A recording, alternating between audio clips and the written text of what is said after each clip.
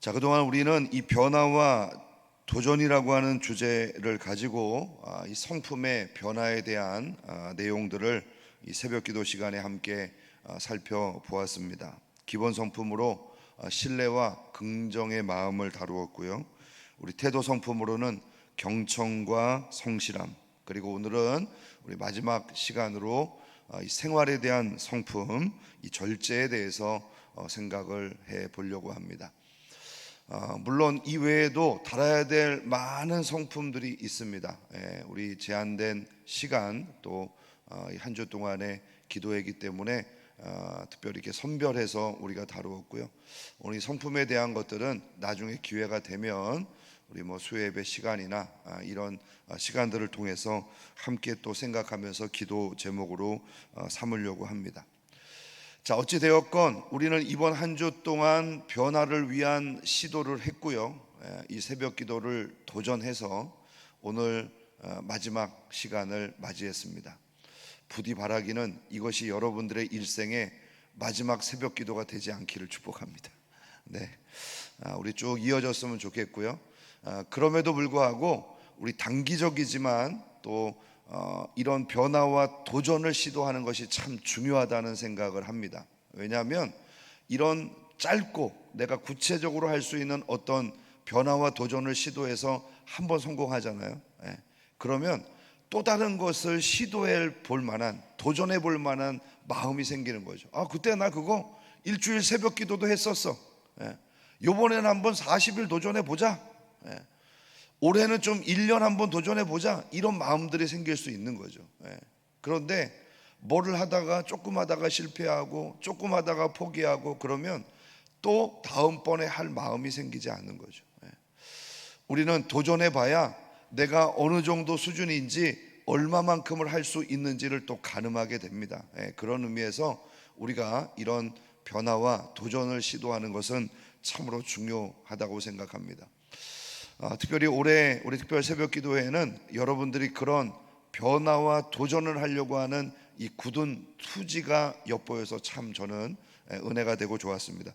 우리 인광교회 성도들 살아있네, 그런 마음이 듭니다. 너무 감사를 드리고요. 오늘은 이 절제에 대한 이야기를 좀 한번 나눠보려고 합니다. 자, 절제라고 하는 이 국어 사전적인 의미를 보면 정도를 넘지 않도록 알맞게 조절하거나 제어하는 것, 그러니까 적당한 상태를 유지하는 것이죠.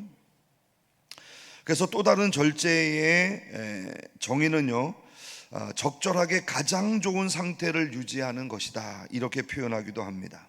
자, 이런 의미에서 본다면 사실 절제는 사람들의 기준마다 다 다를 수 있죠. 왜냐하면 나한테 적절한 정도를 유지하는 것이기 때문입니다. 그리고 실제로 이 절제는 스스로 제어해야 하는 것이 맞습니다. 내가 어느 정도 넘어서지 말아야 될 시점에서 멈추는 것이죠. 절제되지 않는 것은 우리에게 오히려 해가 되는 경우들이 많습니다. 가뭄에 해가라는 물이 너무나도 소중하죠. 그러나 그 물이 정도를 넘어서 넘치게 되면 뭐가 됩니까? 홍수가 되고 자연재해가 됩니다. 맛을 내는 소금도 음식에 적절하게 들어가야 맛이 나는 거죠. 과하게 넣으면 짜서 그 음식을 먹을 수 없습니다. 나무에게는 물이 꼭 필요하지만 절제되지 않은 물은 어떻습니까? 오히려 나무를 썩게 만들죠. 몸을 건강하게 하는 운동도 지나치면 과로가 돼서 사망에 이르고요. 우리의 생명을 유지하게 만드는 음식도 과식이 되면 비만으로 만병의 원인이 될 수 있습니다. 자, 그러므로 우리 중에 절제가 필요하다고는 것을 모르는 사람들은 없죠. 다 절제하기를 원하고 그런 삶을 유지하려고 합니다. 그런데 문제는 우리가 원하는 대로 이 절제가 정확하게 딱딱 되지 않는다는 거예요. 한 숟가락만 먹고 숟가락 내려놔야지 이게 안 된단 말이죠. 여기까지만 하고 멈춰야지 이게 참 힘들단 말이죠. 그래서 사람들이 안 좋은 습관을 버리지 못합니다. 그리고 그런 습관이 때로 반복이 되면 중독에 빠지기도 하죠. 물론 세상이 끊임없이 우리를 유혹하기 때문에 절제가 안 되는 부분도 있습니다. 그러나 많은 경우 우리 스스로가 이 절제에 실패하고 무력하게 넘어지는 것이죠. 벤자민 프랭클이라고 하는 분이 있습니다. 이분은 가난한 청교도 집안에서 태어나 평생 학교라고는 1년밖에 다니지 못했습니다. 하지만 그의 어머니의 교육과 마하트 목사님의 교육을 받아서 잘 성장했죠. 이 영향을 받은 것입니다. 어려서부터 열심히 일하는 것과 독서하는 습관을 체득했습니다. 그래서 스스로 독학을 한 거예요. 결국 이 사람은 나중에 미국 철학회의 창시자가 됐습니다. 이 철학이라는 것이 얼마나 심오하고 복잡한 학문인지 아시죠? 그런데 그 철학회, 이 철학에 대해서 논의하는 창시자가 되었습니다. 아마 벤자민 프랭클린 그러면 여러분들 잘 모르셔도 피레침을 발명한 사람 그러면 좀 생각이 날 거예요. 우리 높은데 피레침 이렇게 다 설치되어 있잖아요. 이 사람이 천둥 치는 날 이렇게 연을 날려가지고 태풍 부는 날 피레침의 원리를 발명했던 사람이기도 합니다. 나중에는요 초대 프랑스 대사로 파견을 받아서 대사로서도 활약을 했던 사람이죠. 자, 그런 그가 뼈 있는 말을 남겼습니다. 재산을 위해 덕을 팔지 말고 권력을 위해 자유를 팔지 마라. 그러면서 그의 삶에는 13가지의 중요한 덕목이 정해져 있었어요. 그래서 평생 그것을 지키면서 살았는데 자기 관리가 철저했던 그가 이 13가지 덕목 중에 첫 번째로 내세웠던 것이 뭘까요? 바로 이 절제입니다. 절제. 그는 자기 평생에 지켜야 될 원칙 중에 가장 우선순위를 절제로 정했죠. 이것이 의미하는 바가 뭡니까?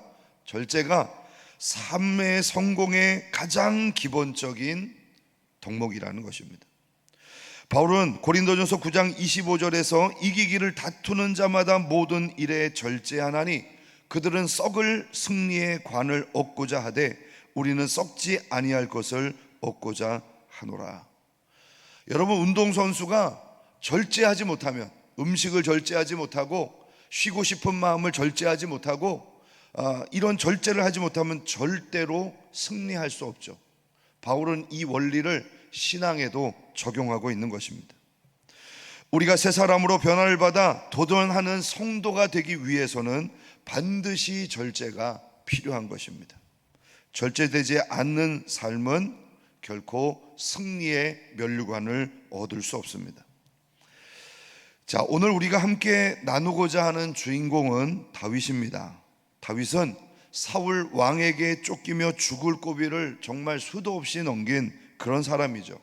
어떤 때는 사울의 직접적인 추격 때문에, 어떤 때는 반역, 다윗을 시기했던 사람들의 밀고 때문에, 어떤 때는 사울을 피해서 도망갔던 이방 땅의 위험한 상황 때문에 다윗은 전쟁에서 수많은 고비를 넘겼습니다. 오늘 본문의 말씀도 이 다윗이 십광야라고 하는 곳에 사울을 피해 숨었을 때에 일어났던 일입니다. 다윗을 추격했던 사울은 이 십광야 사람들에게서 다윗이 하길라 산에 숨어 있다는 정보를 입수하게 됩니다. 그리고 3,000명의 사람을 모아서 하길라 산 앞에 진을 치고 다윗을 추격하기에 이르릅니다. 자, 다윗이 죽어야 왕위가 견고해진다는 이 한 가지 생각 때문에 이 사울은 다윗을 끊임없이 시기하면서 죽이려고 했죠. 사울에게 다윗은 관계적으로 보면 더도 없는 충성스러운 신하였고 자기의 딸의 남편, 그러니까 사위였지만 지금은 자신의 자리를 위협하는 적에 불과합니다. 사울이 추격대를 이끌고 왔다는 소식은 다윗에게도 전해졌죠. 다윗은 정탐꾼을 보내어 사울이 가까이 온 것을 확인합니다. 그리고 사울의 진영에 이르러서 사울과 넬의 아들 이 아브넬이 잠자고 있는 광경을 보게 되죠. 모든 군대가 사울을 둘러싸고 있는데 자고 있습니다. 자, 지금 추격하는 것은 사울인데 실제적으로 보면요, 사울의 진영이 다윗에게 발각된 거예요. 오히려 지금 반대의 양상이 벌어지고 있는 것이죠. 적에게 전력도 노출됐고 경계 상태도 노출됐습니다. 그래서 다윗이 그 한밤에 자신의 부하 아비새와 함께 사울의 진영 안으로 들어갑니다. 3,000명이 누워 있는데, 그런데 진영 한가운데 가서 보니까요, 기가 막힌 모습이 눈앞에 펼쳐 있는 거예요. 사울이 머리 곁에 창을 꽂고 골아 떨어져 있습니다. 그런데 왕을 지켜야 될 병사들, 군대 장관 아브넬조차도 다 잠들어 있는 것입니다. 물론 이들이 다윗을 추격하기 위해서 온 사람들이었고, 설마 이 밤에 다윗이 우리의 진영 한가운데로 들어올까? 아마 꿈에도 생각 못했겠죠. 그래서 그냥 다 편하게 잠들어 있었을 수도 있습니다. 그런데 여러분, 이것이 지금 전쟁으로 하러 온 사람들의 자세입니까? 더군다나 왕이 잔다고 해서 군대 장관과 더불어 모든 백성이 다 잠들어 있다는 것이 말이 됩니까? 사실 위험에 처한 것은 다윗이 아니라 사울인 것이죠. 아예 창을 머리맡에다 꼽아놓고 날 죽여 드십시오 이러고 자고 있는 거예요. 이 광경을 지켜보았던 다윗의 부관 아비새가 어떻게 말합니까? 8절을 보면 아비새가 다윗에게 이르되 하나님이 오늘 당신의 원수를 당신의 손에 넘기셨나이다.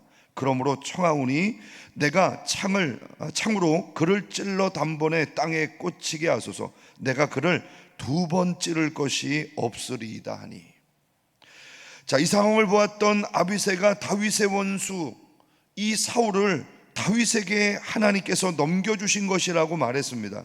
그러면서 내가 단번에 그의 생명을 뺏겠다고 그렇게 청합니다. 여러분에게 이런 상황이 찾아온다면 어떻게 할까요? 아마 단칼에 사울을 베어버리는 것이 마땅하지 않겠습니까? 대부분의 사람들이 이런 상황을 만나게 되면 하나님께서 절호의 기회를 주셨다고 생각할 것입니다. 하나님께서 죽일 수 있는 기회를 마련해 주셨으니 이것은 다윗에게는 호재고 복이 아닙니까? 그런데 다윗은 아비새를 말리고 있습니다. 그 이유가 뭔가요? 9절과 10절입니다. 다윗이 아비새에게 이르되 죽이지 말라. 누구든지 손을 들어 여호와의 기름 부음 받은 자를 치면 죄가 없겠느냐 하고, 다윗이 또 이르되 여호와께서 살아계심을 두고 맹세하노니 여호와께서 그를 치시리니 혹 죽을 날이 이르거나 또는 전장에 나가서 망하리라. 다윗은 만약에 하나님의 기름 부음 받은 자를 치면 우리가 죄를 범하는 것이 된다. 이것은 우리가 승리하게 되는 것이 아니라 하나님 앞에 범죄하는 일이라고 해석합니다. 다윗에게는 분명히 사울이 원수였죠. 사울만 없다면 다윗은 이스라엘의 왕이 될 수 있는 것입니다.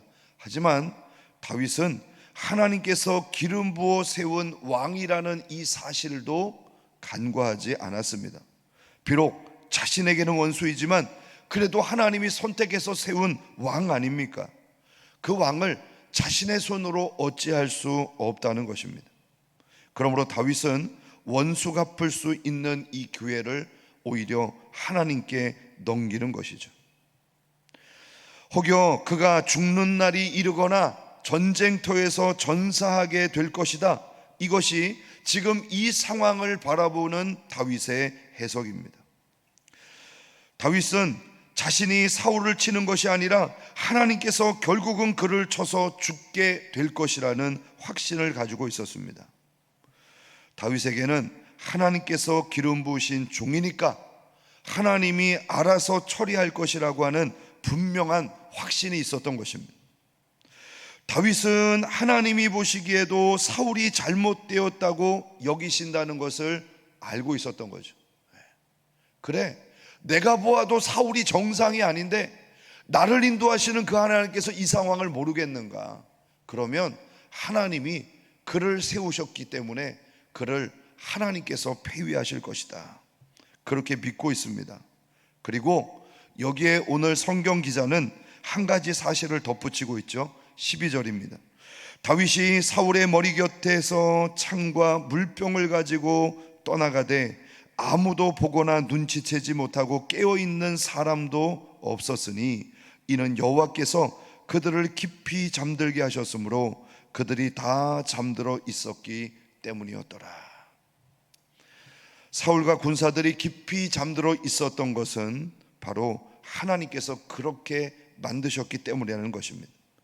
그러므로 다윗도 이 모든 상황이 이미 하나님의 인도하심이라고 생각할 수 있었던 것이죠. 너무 이상하지 않습니까? 3,000명 중에 어떻게 깨어있는 사람이 한 명도 없을 수 있습니까? 어떻게 이 3,000명의 사람들 중에 경계를 서야 한다는 군인 정신을 가진 사람이 단 한 명도 없단 말입니까? 다윗이 어떻게 무사하게 적진의 중앙에 들어갔다가 무사하게 나올 수 있단 말입니까? 이것은 바로 하나님의 인도하심, 하나님의 개입이었다는 것이죠. 만일 다윗이 이와 같은 하나님의 의도를 깨닫지 못하고 그저 이것이 나에게 준 기회라고 여기면서 경고망동했다면 물론 사울을 죽일 수 있었을지는 모르겠지만 다윗은 절대 이스라엘 백성들에게 인정받는 성군은 되지 못했을 것입니다. 그래서 다윗은 사울을 죽일 수 있는 기회가 있지만 그것을 하나님의 손에 넘겨드리고 물병만 가지고 돌아오게 됩니다. 다윗은 우리에게 절제의 미덕이 무엇인가를 잘 보여주는 사람입니다. 절제하는 마음이 다윗을 어려움 중에서도 범죄하지 않도록 만들었습니다. 또한 그가 잘 나갈 때도 교만하지 않도록 그를 이끌어 준 것입니다. 우리도 때때로는 순간적인 감정을 참지 못해서 하지 말아야 될 말들을 하고 돌발적인 행동을 해서 무리를 일으키는 경험을 할 때가 있지 않습니까? 왜 그때 내가 그런 말을 했을까? 조금만 더 참을걸. 내가 왜 그때 그런 행동을 했을까? 다시 시간을 돌릴 수 있다면 참아야 되겠다, 뭐 이런 생각을 하지 않습니까? 다윗처럼 모든 상황에 하나님을 염두하고 깊이 생각하는 절제의 미덕이 우리에게 있기를 축복합니다. 감정이 시키는 대로 행동하지 말고 육체의 소욕이 원하는 대로 우리의 삶을 방치하지 말고 성령의 인도하심을 따라 절제할 수 있기를 축복합니다. 디모데후서 1장 7절을 보면 하나님이 우리에게 주신 것은 두려워하는 마음이 아니요 오직 능력과 사랑과 절제하는 마음이라고 바울은 기록하고 있습니다. 그래서 바울이 기록한 갈라디아서 5장 22절과 23절 우리 심야기도를 통해서 성령의 열매 배우고 있죠. 사랑과 희락과 화평과 오래 참음과 자비, 양선, 충성, 온유, 절제, 성령의 9가지 열매입니다. 그런데 그 열매 중에 가장 마지막에 등장하고 있는 것이 뭡니까? 절제죠. 오늘 이 말씀을 기록하고 있는 이 바울도 디모데후서에서 뭐라고 말합니까? 사랑과 절제하는 마음 압축해 놓고 있어요. 사랑으로 시작해서 절제로 마치는 이 성령의 열매를 우리에게 가르쳐 줍니다. 무슨 말인가요? 제가 서두에 절제는 우리 스스로 하는 일이라고 했지만 사실 성령의 능력을 덧입지 않고는 감당할 수 없는 것입니다. 또한 이 절제는 성령의 마지막 열매로 등장을 하죠. 무슨 의미입니까? 가장 완성되고 가장 아름다운 열매가 바로 절제라는 사실입니다. 절제는 하나님이 주시는 마음입니다. 그러므로 우리가 아무것도 염려하지 않고 절제할 수 있는 마음을 달라고 하나님 앞에 기도해야 합니다. 또한 우리가 우리의 마음에 집중하는 것이 아니라 하나님의 마음에 집중해야 하는 것이죠. 저와 여러분이 내 마음대로 살아가는 절제되지 못한 삶이 아니라 하나님의 마음대로 살아가는 절제하는 백성들이 될 수 있기를 축복합니다. 그래서 우리 하나님 앞에 이 변화와 도전을 잘 유지해 나가며 결국은 열매를 보게 되는, 그리하여 낙심하지 아니하면 때가 이름에 거두리라는 주의 말씀이 과연 그렇다고 우리의 입술을 통해 간증할 수 있기를 주님의 이름으로 축복합니다. 자, 이 시간 우리 함께 간절한 마음으로 기도할 때에 하나님, 오늘도 우리에게 절제할 수 있는 영을 더하여 주옵소서. 절제하는 마음 속에서 우리가 혹시라도 놓칠 수 있는 이 열매들을 잘 거두게 하시고 완성된 일을 때로는 우리 스스로 포기하거나 무너뜨렸는데 이 절제로 끝내는 잘 완성할 수 있는 하나님의 사람이 되기를 원합니다. 절제는 모든 성공의 기본이 되는 것이며 성령의 가장 마지막 열매로 등장하는 너무나도 아름답고 고귀한 열매인 줄로 믿사오니 주여, 오늘도 우리의 마음속에 절제할 수 있는 마음을 부어주셔서 하나님의 뜻대로 살아가는 주의 백성 되게 하옵소서. 이 시간 우리 주여 크게 한번 부르고 우리 주시는 말씀 기억하며 하나님 앞에 기도로 올려드립니다. 주여